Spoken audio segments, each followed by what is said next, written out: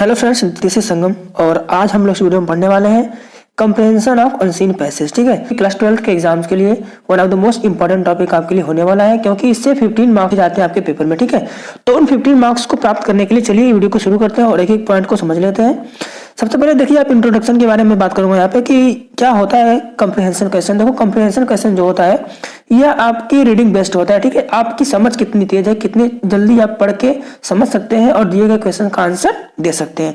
चलिए देखते हैं कि पॉइंट को कह रहा है कि reading section comprises of the unseen passage to be comprehended by the students. यानी कि तो जो रीडिंग सेक्शन होता है वह कंप्राइज का मतलब होता है शामिल करता है ऑफ द अनसीन पैसेज, यानी अनसीन पैसेज को to be comprehended by the students. ये किसकी समझ पर आधारित होगा? बच्चों की समझ के लिए। ठीक है, जो इसमें कंप्रीहेंशन क्वेश्चन में अनसीन पैसेज आएंगे वो किसकी समझ के लिए होते हैं? बच्चों की समझ को विकसित करने के लिए होते हैं। ठीक है, comprehension implies through understanding of a given passage. करा जो कंप्रीहेंशन क्वेश्चन आएंगे वो आपकी पूरी क्या करेंगे? अंडरस्टैंडिंग पे बेस्ड होंगे। वो आपको एक समझ देंगे दिए गए पैसेज का, कंसिस्टिंग ऑफ वन और मोर पैराग्राफ, जिसमें एक या दो पैराग्राफ हो सकते हैं। ठीक है, एक पैराग्राफ भी हो सकता है और एक से ज्यादा पैराग्राफ भी हो सकते हैं। It is mean to test the intelligence of the student. अच्छा, इस पैराग्राफ को देने का मतलब क्या होता है? इट इज मीन मतलब इसका मतलब होता है टू टेस्ट करना, जांच करना the intelligence of the students, यानी बच्चों की बुद्धिमत्ता को, कि बच्चे कितनी जल्दी से चीजों को समझ सकते हैं और उनकी क्रिएटिविटी कितनी है कि वो खुद इससे आंसर बना के लिख सकते हैं। ठीक है, the students of their way of expressing their thoughts, यानी उनके विचारों को व्यक्त करने का तरीके को भी समझना चाहते हैं इससे। इंडिपेंडेंटली मतलब स्वतंत्र रूप से, about the passage in a short, यानी जो पैसेज उसमें दिया गया था उसके बारे में। इन अ शॉर्ट का मतलब छोटे रूप में, सिंपल में, एंड प्रेसियस मैनर मतलब बहुत ही ठीक ठाक तरीके से। प्रेसियस का मतलब हो जाएगा अच्छे ढंग से, उसको अच्छे ढंग से उनके समझने के तरीकों को क्या करेगा? आपको बताएगा। ओके, करेंगे how to solve comprehension passage. अब बात यह है कि कंप्रीहेंशन पैसेज को सॉल्व कैसे करें। बच्चों की कई प्रॉब्लम्स ऐसी आती हैं कि सर ये समझ नहीं आता है। चलिए इसके बारे में ही बेसिकली मैं इसमें बातें करने ही वाला हूं आपके लिए। तो कह रहा है कि how to solve comprehension passage, कैसे सॉल्व करें इनको। ठीक है भाई, देखो मैं सॉल्व करने का आपको तरीका कुछ बता रहा हूँ। कुछ टेक्निक्स होती है जिनको हम फॉलो करेंगे और बाकी तो आपके रीडिंग बेस्ड है ही, तो आप कितना तेजी से पढ़ सकते हैं, पैराग्राफ्स को समझ सकते हैं, क्वेश्चंस के मीनिंग को समझ सकते हैं और तुरंत आंसर को ढूंढना शुरू करते हैं। ये आपकी प्रैक्टिस के ऊपर ही डिपेंड करता है। ठीक है, तो आप क्या करिए, 4 से 5 6 पैराग्राफ्स को ऐसे बना लीजिए आसानी से पढ़ के, ताकि ये कॉन्सेप्ट आपका क्या हो जाए? क्लियर हो जाए। चलो पहली पॉइंट देखते हैं। कह रहा है कि read the passage slowly but quickly, यानी आपको पैसेज पूरा पढ़ना है। ठीक है, पैसेज पूरा पढ़ोगे बट क्विकली, यानी जल्दी से, क्योंकि पेपर में आपके पास और सारे क्वेश्चंस होते हैं जिनका आपको आंसर करना होता है। तो आप पैसेज को पढ़िए बट क्विकली, जल्दी से पढ़िए।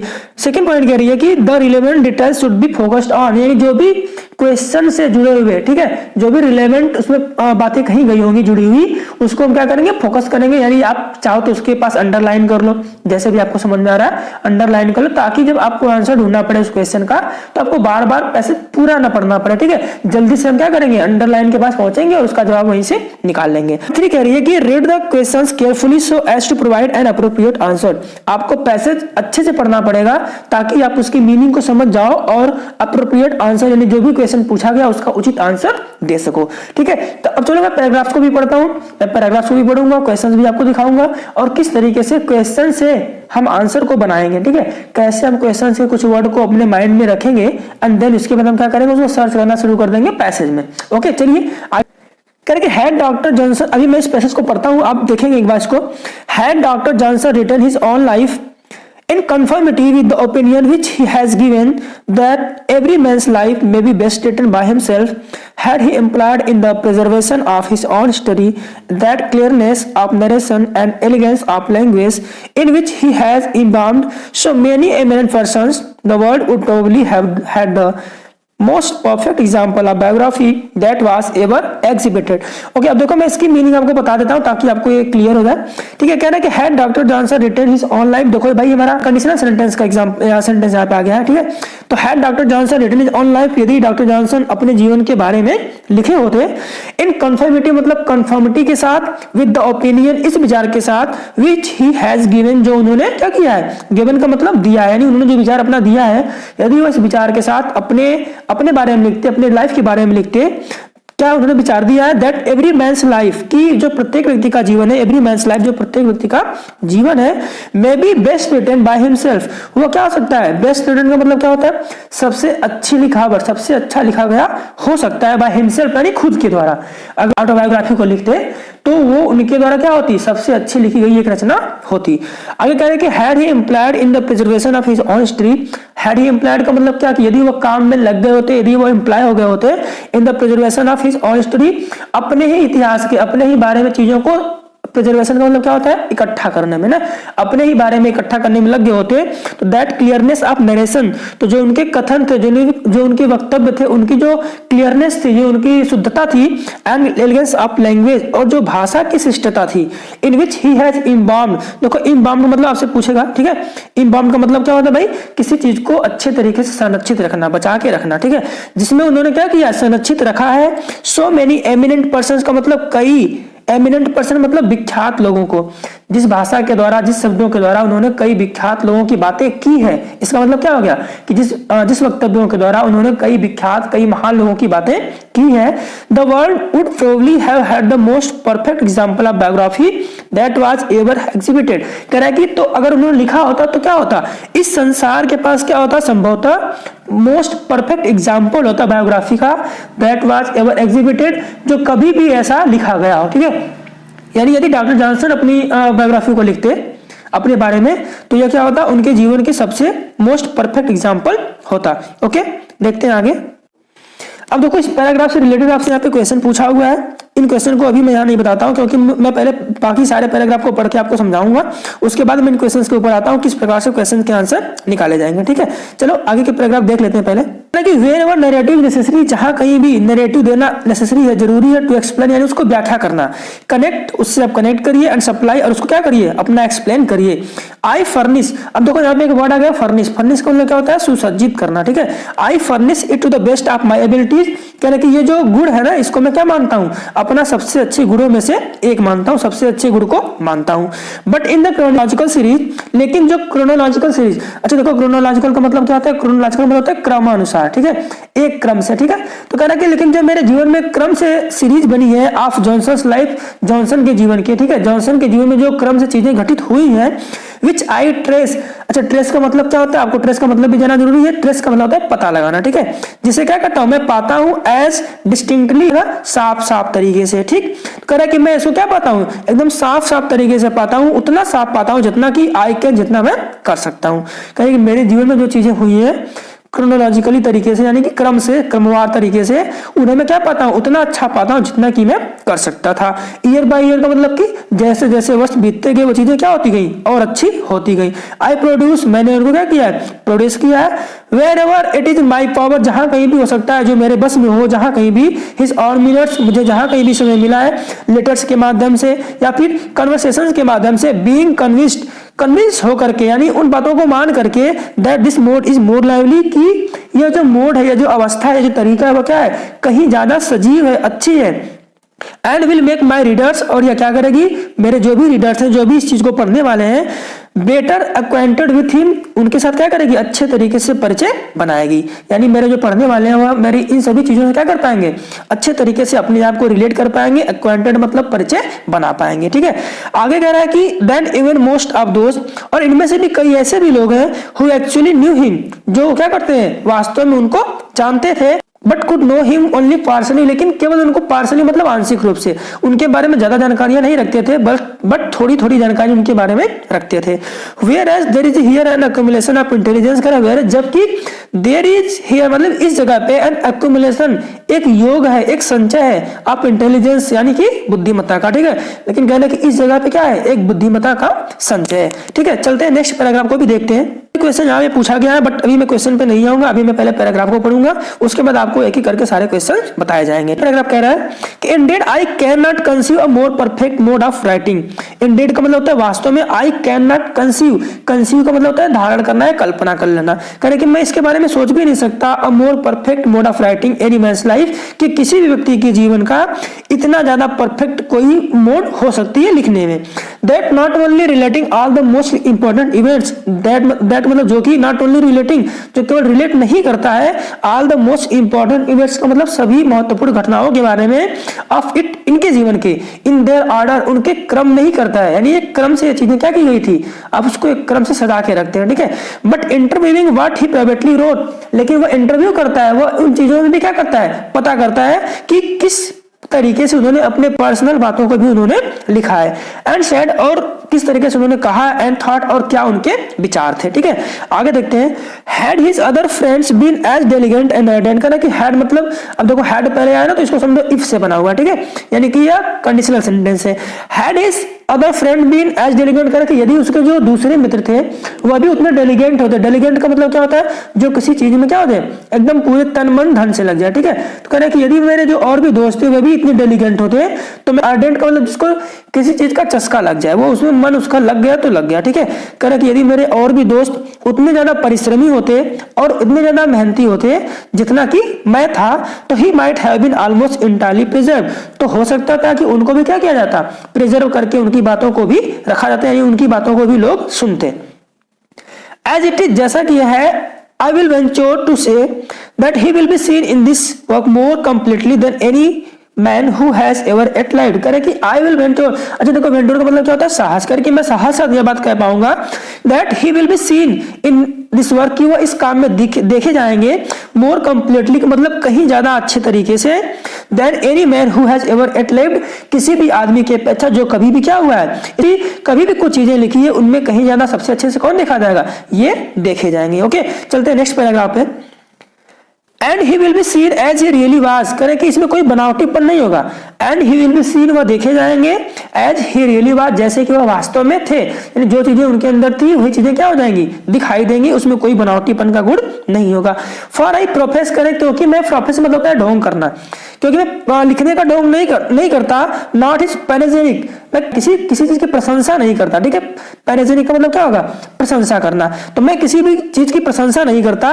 विच मस्ट बी ऑल प्रेज, जिसका लगभग क्या होना चाहिए, सभी लोग क्या करते हैं, प्रशंसा करते हैं। बट इज लाइफ, जो क्या है उनकी जीवन है। मैं और किसी चीज की प्रशंसा नहीं करता, लेकिन जो उनका जीवन है जिससे कई सीख मिलती है, मैं उसकी क्या करता हूँ, प्रशंसा करता हूँ। विच ग्रेट एंड गुड, करे कि जो कि उतनी महान है, एंड गुड उतनी अच्छी है, एज ही वाज, जितना कि अच्छा वे खुद थे। Must not be suppose to be entirely perfect, कह रहा कि मस्ट नॉट बी सपोज, ऐसा नहीं समझना चाहिए, इसको कल्पना ऐसा मत करिए आप कि ये एंटायरली परफेक्ट, यानी पूर्ण रूप से सच ही है। देखो सारी चीजें अच्छी नहीं हो सकती, किसी व्यक्ति के अंदर कुछ तो खराब हो ही सकता है, तो कह रहे कि इसको ऐसा मत कंसीडर करो कि ये पूर्ण रूप से क्या है, परफेक्ट है। ठीक, to be as he was, करें लेकिन ये वैसा है जैसा कि वह थे। ठीक, एज ही वाज, जैसा वह थे, या बिल्कुल वैसी ही बातें यहाँ पे बताई गई हैं।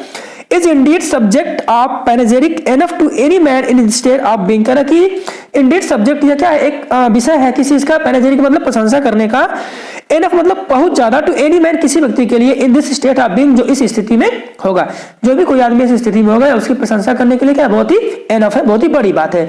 बट इन एवरी पिक्चर, लेकिन प्रत्येक पिक्चर में जो उनके बारे में बातें की गई है उसको पिक्चर बोला जा रहा है। ठीक है, लेकिन प्रत्येक पिक्चर में देयर शुड बी सेड, कुछ न कुछ छाया होती है, कुछ न कुछ काले स्थान होते हैं। एज वेल एज लाइट, जहां प्रकाश होता है वहां अंधेरा भी क्या होता है, यानी किसी व्यक्ति के अंदर सारी अच्छाइयां ही नहीं पाई जाती, उसमें कुछ न कुछ कमियां जरूर होती हैं।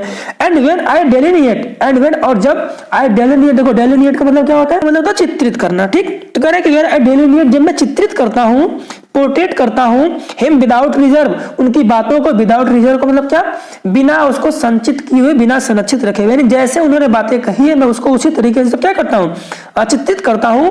I do what he himself recommended, मैं सिर्फ वही काम करता हूं जो उन्होंने वास्तव में, जो उन्होंने खुद से क्या रिकमेंड किया, मतलब जो उन्होंने काम को किया है, जिस तरीके से उनके थॉट्स थे, उनके विचार थे, मैं उनको उसी क्रम में क्या करता हूं, संचित करता हूं, उसी क्रम में मैं चित्रित करता हूं। Both by his precept and his example, both मतलब दोनों तरीके से, बाय हिज परसेप्ट, परसेप्ट का मतलब क्या हो गया, नियम कानून समझ लीजिए या रूल रेगुलेशन समझ लीजिए। ठीक है, यानी जिस तरीके से वो बातें करते हैं, जिस रूल और रेगुलेशन की बातें वो करते हैं, मैंने क्या किया है, उन्हीं को उसी हिसाब से और उनके एग्जांपल्स के हिसाब से क्या किया है, लिखा है इसमें। एज कोटेड बिलो, जिनको नीचे क्या किया गया है, नीचे कोट करके लिखा गया। चलिए देखते हैं क्या लिखा गया है। कहना कि if the biographer writes from personal knowledge, करे कि यदि कोई बायोग्राफर जो भी लिखने वाला हो, राइट्स फ्रॉम पर्सनल नॉलेज, वो अपने पर्सनल नॉलेज से किसी बात को लिखता है, एंड मेक्स हेस्ट, और जल्दीबाजी कर देता है, तो ग्रेटिफाई द पब्लिक क्यूरियोसिटी, कि पब्लिक की क्यूरियोसिटी को वो क्या कर पाए, संतुष्ट कर पाए। ठीक है, ग्रेटिफाई का मतलब संतुष्ट करना। यदि कोई बायोग्राफर क्या करता है, अपनी पर्सनल एक्सपीरियंस से किसी चीज को लिखता है, and makes haste to gratify the public, और वो सोचता है कि वो जल्दी से क्या कर जाए, पब्लिक को संतुष्ट कर जाए। तो चलिए आगे देखते हैं फिर क्या होगा। तो तो कह रहा है देयर इज अ डेंजर, तो इसमें खतरा होता है, हिज इंटरेस्ट की कहीं ऐसा ना हो कि जो उसका इंटरेस्ट है, हिज फियर उसका जो भय है, हिज ग्रेटिट्यूड उसकी जो उदारता की भावनाएं है, और इस टेंडरनेस या फिर जो उसकी कोमलता का भाव है, ओवर पावर फेडिलिटी वो उसके फेडिलिटी को मतलब सत्यनिष्ठा को क्या कर दे, ओवर पावर मतलब खराब कर दे। अगर जल्दबाजी आप कर देते हो संतुष्ट करने का अपनी बातों से तो वो आपके थोड़ा घातक हो जाता है, ठीक है। And tempt him to conceal, और टेम्प्ट कर दे उसको बाध्य कर दे, टू कंसील मतलब छिपाने के लिए, अपनी उस क्वालिटी को छिपाने के लिए उसे क्या कर दे, बाध्य कर दे। इफ नॉट टू इन्वेंट, यदि वो नई चीजों की खोज नहीं कर सकता है तो, ठीक है, यदि वो नई चीजों की खोज नहीं कर सकता है तो क्या कर दे, उसे अपनी क्षमता को छिपाने की वह कोशिश न करना शुरू कर दे। ओके, तो ये तो हमारा पैराग्राफ। अब आएंगे हम क्वेश्चंस के ऊपर, और देखो आपको पैराग्राफ बड़ी तेजी से पढ़ना है, मैंने तो आपको समझाने के लिए इतने आराम से पढ़ा है, ठीक है। आप तेजी से पढ़ोगे और तेजी से पढ़ने के बाद आपको उसके आंसर को भी ढूंढना है, तो आप क्वेश्चन को रीड करोगे, क्वेश्चन में देखोगे कौन कौन सी पॉइंट इंपॉर्टेंट है जिनके द्वारा आप उसको ख्याल में रख के क्या कर सकते हो, आंसर को ढूंढ सकते हो। चलिए अब क्वेश्चन पे आते हैं। तो यहाँ पे मैंने तीसरे क्वेश्चन लिया, पहले और दूसरे यहाँ पे क्वेश्चन थे, मैंने आपको यहाँ पे पास में लिख दिया है ताकि समझने में थोड़ी सी क्या हो, आसानी हो। आप क्वेश्चन के माध्यम से समझेंगे, मैं आपको बताता हूँ कैसे। चलो देखो, कह रहा है पहला question, What was doctor Johnson's opinion on autobiography, यानी कि डॉक्टर जॉनसन्स के ओपिनियन जो थे वो ऑटोबायोग्राफी के ऊपर क्या थे, यानी डॉक्टर जॉनसन ने ऑटोबायोग्राफी के ऊपर क्या बातें किया है, ठीक है। तो चलो आंसर देखते हैं। अब ये आप पहले पैराग्राफ से ढूंढना शुरू करोगे तो पहले पैराग्राफ के पास आते हैं, ऐसी कहीं बातें लिखी गई हैं क्या। तो देखो कह रहा है कि had doctor Johnson written his own life in conformity with the opinion which he has given that every man's life may be best written by himself। देखो ये लाइन हमारी क्या हो गई, यहाँ पे मिल गई, यानी डॉक्टर जॉनसन यदि अपने जीवन के बारे में लिखते हैं तो उनका एक विचार था जो उन्होंने दिया, वो विचार क्या है कि every man's life may be best written by himself, ठीक है। किसी व्यक्ति का जो जीवन है वह उसके द्वारा सबसे अच्छा लिखा रूप में हो सकता है। तो ये हमारा क्वेश्चन था कि what was doctor Johnson's opinion on autobiographies. तो जब भी हम आंसर बनाएंगे तो इसी क्वेश्चन से ही हम क्या करेंगे, आंसर बनाना शुरू करेंगे, ठीक है। अब देखो कैसे बनाओगे, तो लिखोगे डॉक्टर जॉनसन, क्या से आप शुरू करोगे, doctor Johnson's opinion on autobiographies was के बाद दैट लिखोगे, ठीक है।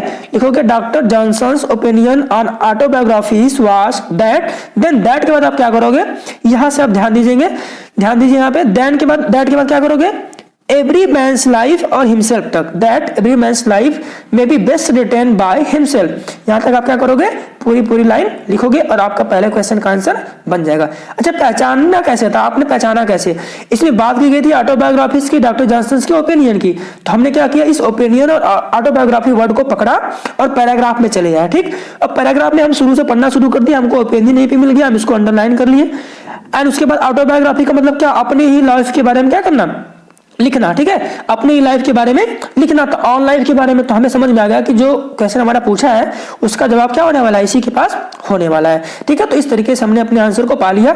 और आप क्या करिए, क्वेश्चन से आंसर बनाइए, क्योंकि क्वेश्चन से आंसर बनाएंगे तो आपके लिए चीजें क्या हो जाएंगी, आसान हो जाएंगी। क्वेश्चन नंबर 2 देखते हैं, कह रहा है कि according to the author What would have happened if Dr. Johnson had written his autobiography? यानी according to the author के अनुसार what would have happened, doctor Johnson को क्या हुआ होता, had written his autobiography, यदि वे अपनी जीवनी को ही लिखते, अपने खुद के बारे में लिखते, ठीक है। ऑटोबायोग्राफी मतलब आत्मकथा, अपने ही बारे में वो लिखते। देखो ऑटोबायोग्राफी से रिलेटेड है, डॉक्टर जॉनसन के बारे में कह रहा है कि यदि वो लिखे होते तो क्या होता। तो देखते हैं पैराग्राफ पहले में क्या ऐसी कोई लाइन आई है। तो देखो मैंने अभी यहाँ तक पैराग्राफ तो पढ़ा था, ऊपर तो ऐसी कोई बात नहीं की गई थी, तो ऐसा नहीं कि मैं फिर से पढ़ना शुरू करूँ, मुझे वहां तक याद रहना चाहिए कि हाँ यहाँ तक तो ऐसी कोई बात नहीं मिली थी, आगे देखेंगे।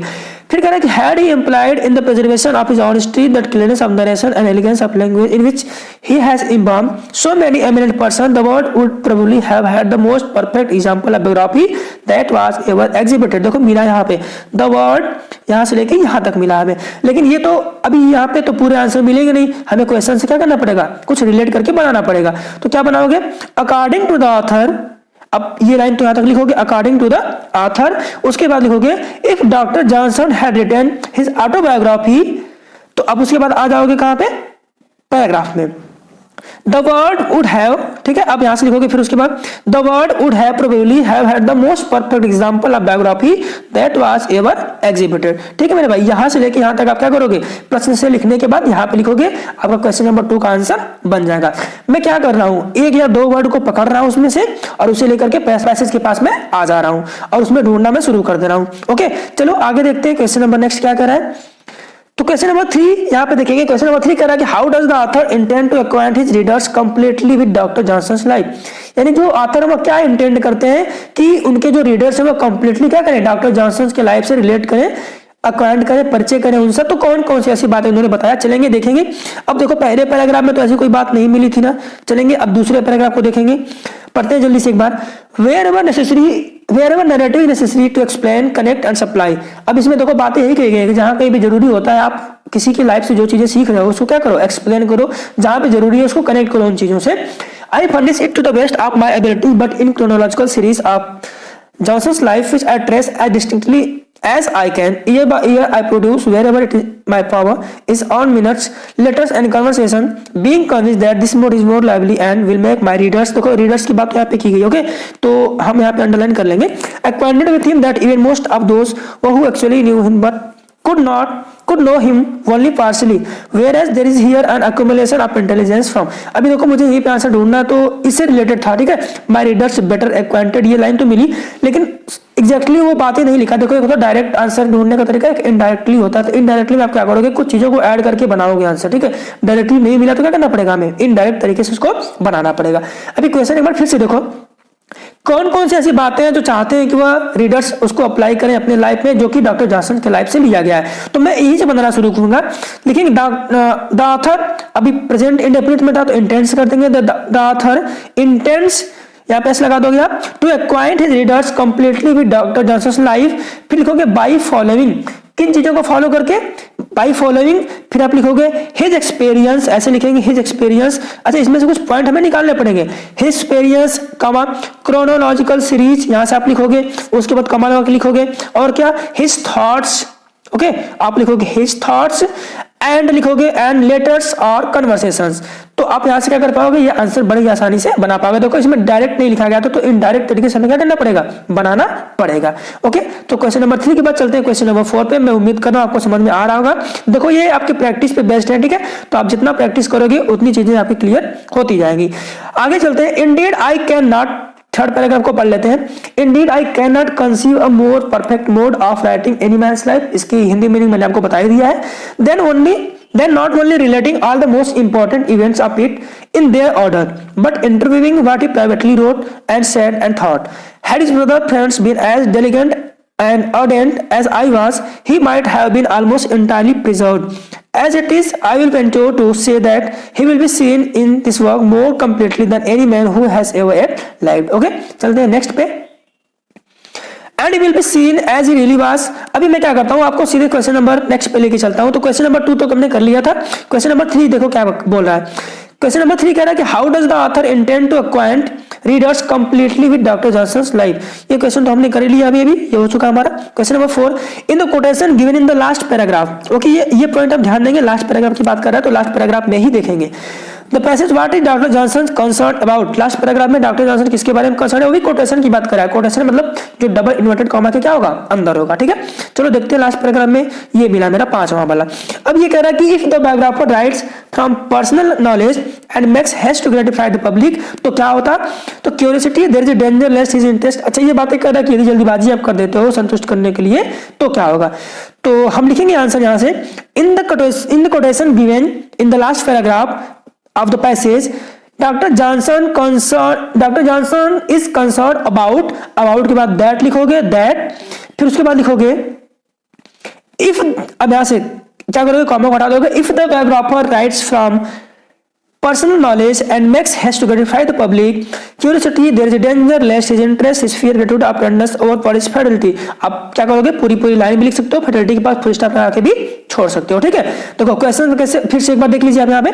आप क्वेश्चन से बनाएंगे, in the quotation given in the last paragraph of the passage doctor Johnson is concern about, फिर लिखोगे दैट के बाद आ जाओगे if the biographer writes from personal knowledge and makes haste to gratify the public curiosity there is a danger lest his interest his fear his gratitude of his tenderness overpower his fidelity and tempt him conceal if not even। ठीक है friend, देखो मैं जल्दी इसलिए बता रहा हूं क्योंकि वीडियो ज्यादा लंबी हो जाएगी तो आपके लिए देख पाना भी संभव नहीं है। तो यहां से आप क्या कर पाओगे, उसका आंसर लिख पाओगे। ओके देखते हैं नेक्स्ट क्या कर रहा है। क्वेश्चन कह रहा है in paragraph first the word, अच्छा इसमें आपको एक वर्ड बताना है जिसका मीन्स होता है प्रिजर्व समवन और समथिंग इन एन अनअल्टरनेट स्टेट, अच्छा अल्टरनेट मतलब क्या होता है, इसका मतलब होता है कि अनंत समय तक, लंबे समय तक, किसी को बचा के रखने के लिए, किसी चीज को सुरक्षित रखने के लिए एक वर्ड आया है, बताइए वर्ड कौन सा है।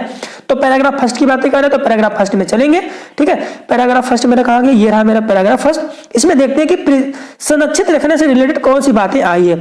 तो देखो, doctor Johnson written his own life, ये तो नहीं है, ऐसे पढ़ते चलेंगे आप पूरी line. Every man's life may be best written by himself employed in the present, तो प्रेजेंट तो सेम दिया गया, तो इससे कुछ और वर्ड आया है, ठीक है।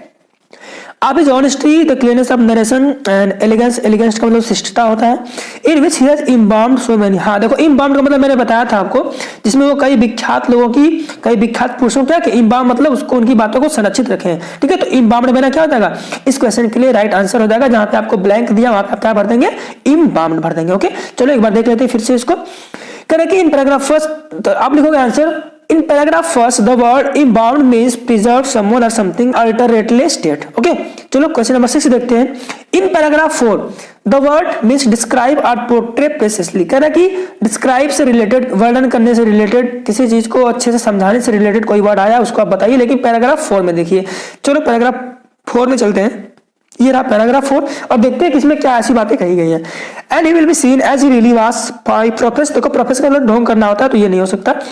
नॉट पैरेजेरिक, पैरेजेरिक का मतलब होता है प्रशंसा करना, ये भी नहीं होगा। Which must be all praise but his life is great and good as he was not be supposed to be entirely perfect to be as he was, he is indeed subject of panegyric enough to many men instead of being put in every picture there should be said as well as light and when I delineate, देखो मेरे भाई delineate का मतलब क्या है, चित्रित करना, वर्णित करना, ठीक है। किसी चीज को अच्छे से डिस्क्राइब करना, पोर्ट्रे करना, तो मिल गया हमारा यहाँ पे, तो हम उसमें क्या कर देंगे, डेलिनिएट भर देंगे, यानी कि जहां पे लिखा in paragraph 4 the word delineate means describe और पोर्ट्रे प्रेसिसली, तो ये हमारा आंसर बन जाएगा, ओके। चलते हैं नेक्स्ट क्वेश्चन पे। कह रहा है कि in paragraph 5 the word is the antonym of dissatisfied. Dissatisfied मतलब क्या होता है, असंतुष्ट होना। संतुष्ट करने का एंटोनिम कौन सा वर्ड है, पैराग्राफ 5 में आते हैं और देखते हैं। If the paragrapher writes from personal knowledge and makes has to gratify, देखो भाई gratify है, gratify का मतलब क्या होता है, संतुष्ट करना, तो असंतुष्ट करने का उल्टा संतुष्ट करना, यानी आप यहाँ पे क्या भर दोगे, gratify। In paragraph 5 the word gratify is the antonym of dissatisfied। इस तरीके से हमने comprehension questions के जो पैसेज आते हैं, अनसीन पैसेज, उसको किस तरीके से आप सॉल्व करोगे, इसको मैंने आपको इस वीडियो में बताया है। यदि आपको इससे कुछ हेल्प मिलती है तो प्लीज वीडियो को लाइक करें। थैंक यू सो मच, जय हिंद।